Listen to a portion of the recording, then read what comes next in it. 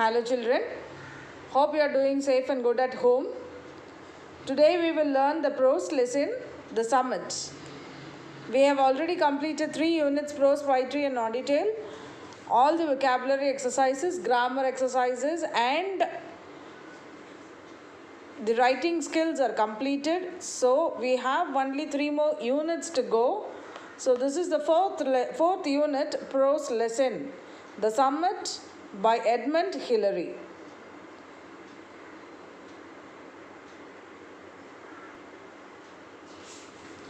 Before we start with the lesson, we will first go with about the author and then we will proceed with the lesson as usual.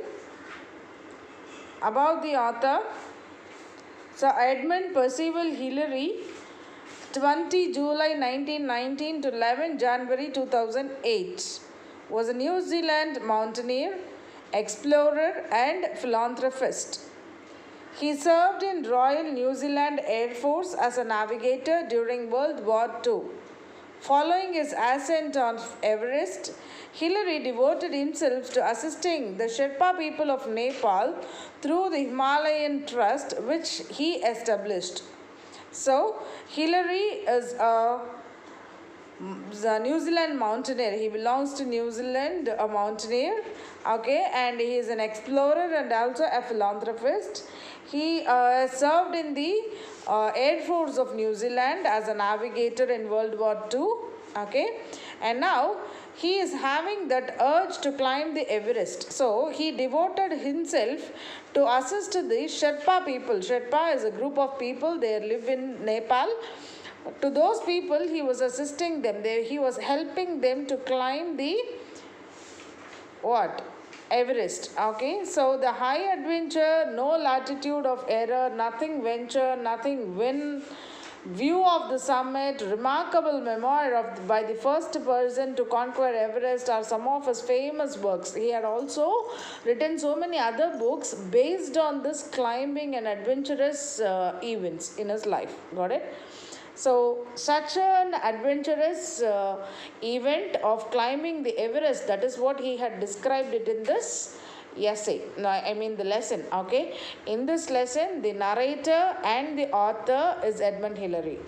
He is having one other companion with him who is climbing along with him to the summit of the Everest. Summit is nothing but the top point of the hill. Okay, the topmost point of the hill is said to be summit. So they are ready to climb the Everest. So when they reach the topmost point of the Everest, that is what is their achievement of their goal. So that is why this lesson is named as The Summit. And who is the author? Edmund Hillary. And who is the narrator? Edmund Hillary. Both are same. Okay, before we go ahead with the lesson, we will go through the glossary once. Traverse, to cross a mountain slope horizontally or diagonally. The name given to such a crossing. So if you are crossing a mountain horizontally or diagonally, the name of such crossing in the horizontal way or diagonal way, that way is said to be traverse. Okay, rope links members of climbing party for a safety. A party may be referred as a rope. So a rope can be like a link or a help that they are taking to climb safely. That is what is a rope. That can be a object or a member too. Cornice, overhanging mass of snow or ice along the ridge, shaped like a curling crust of wave. Okay, so overhanging mass of snow, like it is not deposited on the mountain, but it is overhanging. It is having a shape of a smoothly polished curve of a furniture, like a shape it is having, and it is overhanging to the mountain. It is not attached to the mountain, but it is away from the mountain, a slightly protruded from the mountain. Such a thing is called as cornice, overhanging mass of snow or ice. Got it? And then CWM, an enclosed armchair shaped hollow situated at the head of the valley. Got it? This valley is there, no? The plain one. Even in the mountain, when you are climbing, a mountain will not be completely steep. There will be plains in between. So that plains are said to be valley, in which, in that valley, if there is a hollow means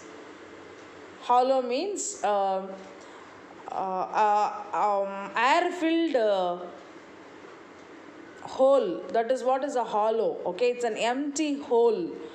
In an empty hole, if that empty hole is shaped as a armchair, okay, we have chairs which are with arms and without arms. If that empty hollow is having a shape of an armchair, it is situated in the head of the valley, then it is called to be CWM. Got it? Armchair shaped hollow. Scrambling, climbing hurriedly on hands and knees. Okay, scrambling means quickly climbing. Okay, with hands and knees, with the help of the hands and the knees, knees in the leg, they are climbing hurriedly. Such a climbing is said to be scrambling.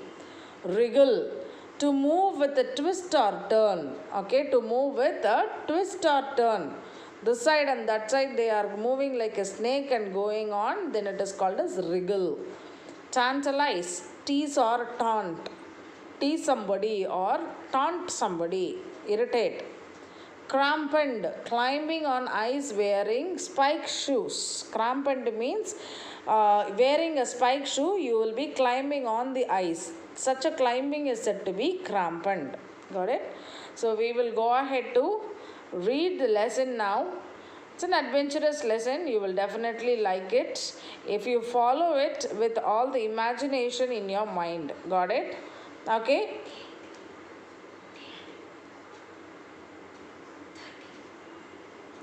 Okay, so now adventurous expeditions and explorations are always exciting, especially when they are real and if it is the first of its kind. It is even more thrilling. The only question that comes to one's mind is what makes one to take such tasks that involve high risks.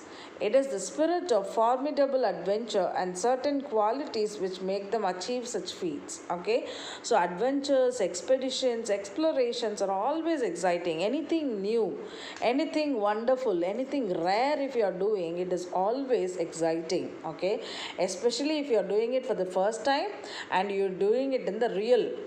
Okay, you people are playing PUBG and everything. If you are doing it in real in the border, then that excitement is completely different. Yes, you hold a responsibility. You can be proud of it.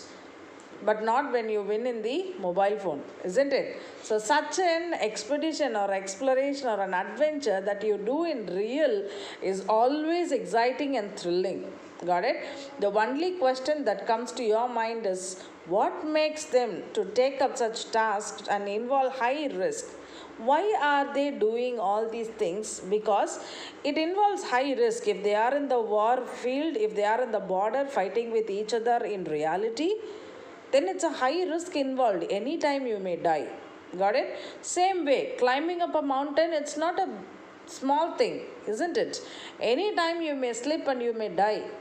So such an expedition, such a highly risky thing, why are they trying to do it? Is the simple spirit of formidable adventure and certain qualities which make them achieve such feats. So it's a simple thing. It's a spirit of satisfaction. It's a spirit of achievement. That is what they want when they take risk, high risk, and do something adventurous. That is what is the mentality. Nothing else. Okay.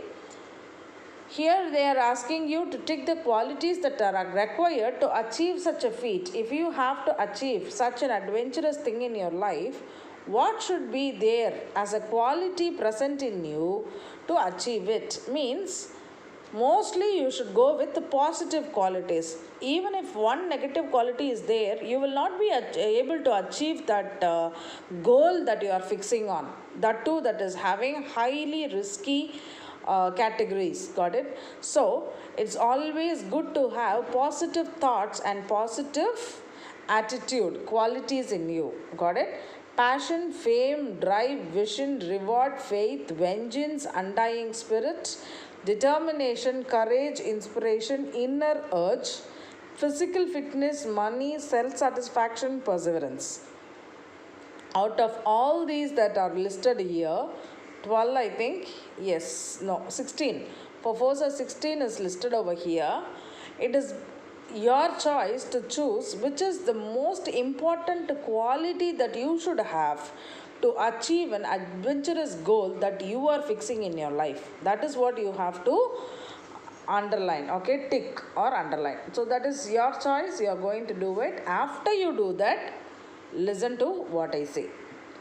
This prose unit is a slightly adapted excerpt from The Ascent of the Everest by John Hunt. So this prose unit is adapted. It's a part of the Ascent of Everest book that is written by John Hunt. Okay, Ascent of Everest is the big book. From that, this part alone is accepted from that big book, and it is given to you. And this part is written by the picking up from that book and writing that has been done by Sir Edmund Hillary. Got it? Sir Edmund Hillary's own words tells how the summit of Everest was reached.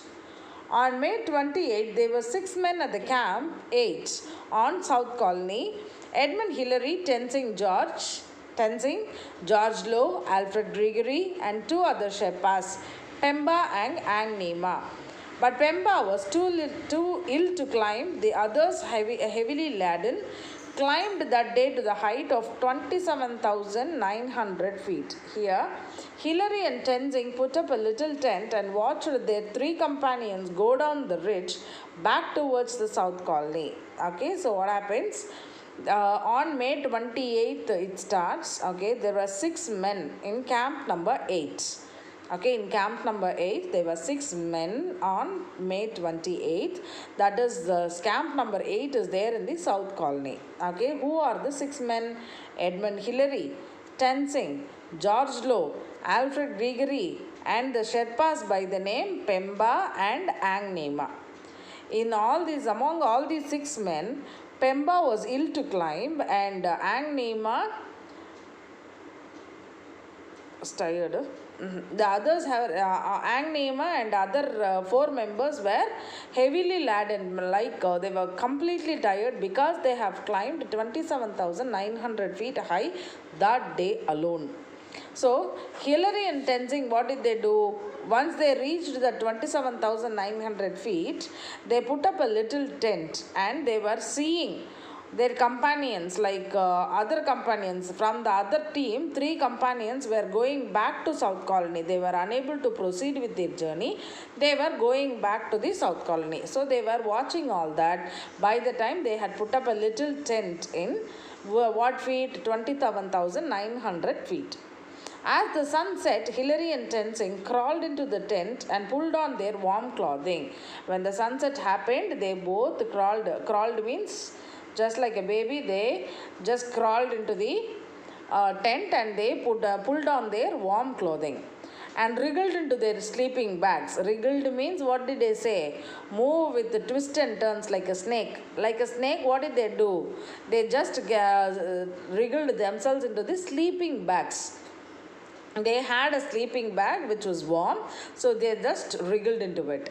Next morning at 4 a.m. on May 29, they began to get ready for the climb. Okay, so this is the next day. What time did they wake up? 4 a.m. itself they woke up and they are getting ready for the climb of that day. We started up our cooker and drank large quantities of lemon juice and sugar.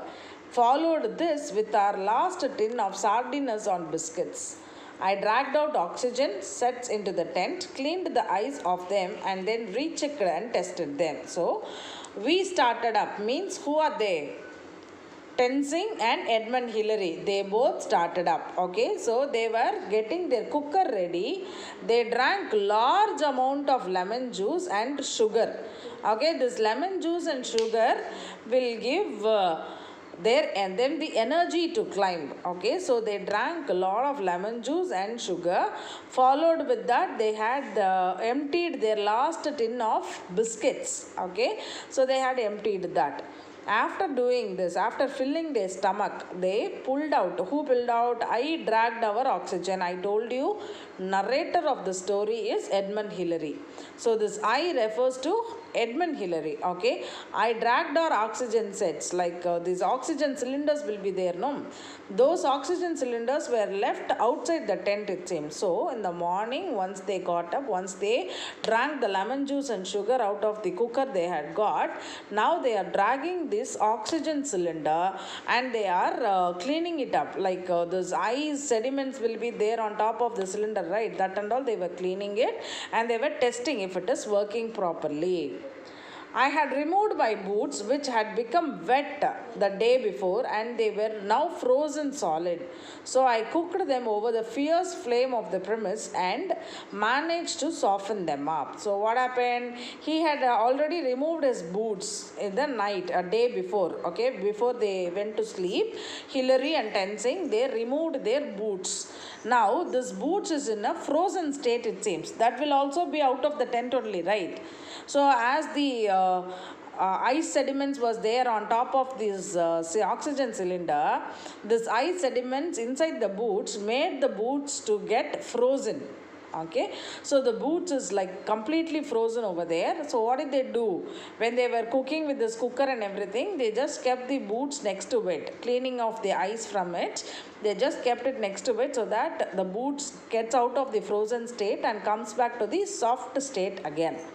Over our down clothing, we donned our water windproof, and on our hands we pulled 3 pairs of gloves, silk, woolen, and windproof. So after softening these boots, they wore all these windproof clothing. Okay, and to the hands, to cover the hands, they were wearing 3 pairs of gloves. First pair was silk, second pair was woolen, and the third pair was windproof. So all these 3 layers of gloves they were wearing to protect their hands. Okay, and all these is narrated by Edmund Hillary. At 6:30 a.m., we crawled out of the tent into the snow, hoisted our 30 lb of oxygen gear onto our backs, connected up our mask and turned on the valves to bring life-giving oxygen into our lungs. So what happened? Morning 4 o'clock they woke up. They drank juice, sugar, okay, and then they got ready with getting their boots and oxygen cylinders ready. They were checking everything they were getting it ready. And by what time? 6:30 a.m. only they came out of the tent, okay, and their oxygen cylinder was with the measure of 30 lb. Okay, lb is the unit of measuring oxygen. Okay, they connected the mask onto their valves to bring life to their lungs. Okay, so they means what? They had connected the oxygen cylinders, and with the mask that is given to the with the oxygen cylinder, they were breathing to give life to their lungs. A few good deep breaths and we were ready to go. Still a little worried about the cold feet, I asked Tenzing to move off. Okay, so what happened? Hillary was having a cold feet, means what? Numb feet. Okay, he was unable to feel his feet, it was numb completely, but still they were ready to move. And Hillary said Tenzing to carry on first. Tenzing is leading the climb now. Okay, Tenzing kicked steps in a long traverse back towards the ridge, and we reached the crest where it forms a great snow bump at 28,000 feet. From here, the ridge narrowed to a knife edge, and as my feet were now warm, I took over the lead. Okay, so Tenzing kicked steps in a long traverse back towards the ridge. Okay, so Tenzing was climbing. Suddenly, he got a slip. Okay, and he was back. His climb was pushing him back. He was towards the ridge. He was going, and he is like a snow bump were there to 28,000 feet. They had climbed. That's just 100 feet after their tent. Okay, so within that 100 feet, he had a kicking step, like kicked step is nothing but it has dragged him down. Okay, so who has got dragged? Tenzing has got dragged. Okay, and the ridge narrowed into a knife edge. It was like a sharp edge where he just stopped himself. Okay, and now whose feet is okay? Hilary's feet is okay, so he took over the lead. The soft snow made a route on top of the ridge both difficult and dangerous. The soft snow made a route on top of the ridge both difficult and dangerous, which sometimes held my weight but often gave way suddenly. After several hundred feet, we came to a tiny hollow and found there the 2 oxygen bottles left on the earlier attempt by Evans and Baudouin. I scraped the ice off the gauges and I was relieved to find that they still contained several hundred liters of oxygen, enough to get us down to South Colony if used sparingly. So what happened? They are in the height of 28,000 feet now. Okay, in that feet they found that there were snow bumps because of the sediment of the snow. There were only bumps, like it was like a wavy posture of the snow sedimented over there, but it is not properly seated on the mountain. So it is a loose snow. It will not bear your weight. If you keep your feet on it, it will go inside. Before it is going inside and making you fall down, you have to climb the next step. Like that you have to move. Only then it will be easy for you. So, because the snow was soft, this climbing became dangerous and difficult for them. Sometimes it was not bearing the weight of them and it was pushing them down. Okay, so all these were there. And after several hundred feet they had climbed, there was a tiny hollow. There was a empty hole. Okay, in that they found 2 oxygen bottles, it seems. Okay, in that oxygen bottle, they understood that these oxygen bottles were left by Evan and Baudouin, who were the earlier climbers. Before them, Evan and Baudouin were climbing this Everest and they had left this oxygen bottle there. Okay, might be it has fallen down or some accident, we don't know about it, but they were able to identify the oxygen bottles that they found in 28,000 feet in a tiny hollow belonged to Evan and Baudouin.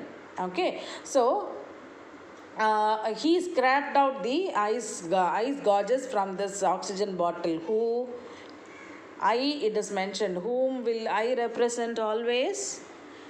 Yes, Edmund Hillary. Okay, Edmund Hillary saw that this oxygen bottles that he had found left unattended was having 100 liters of oxygen unused. So he was in a way relieved. Okay, we can climb up with this oxygen, we can climb down safely if we use it in a sparing way. Means what?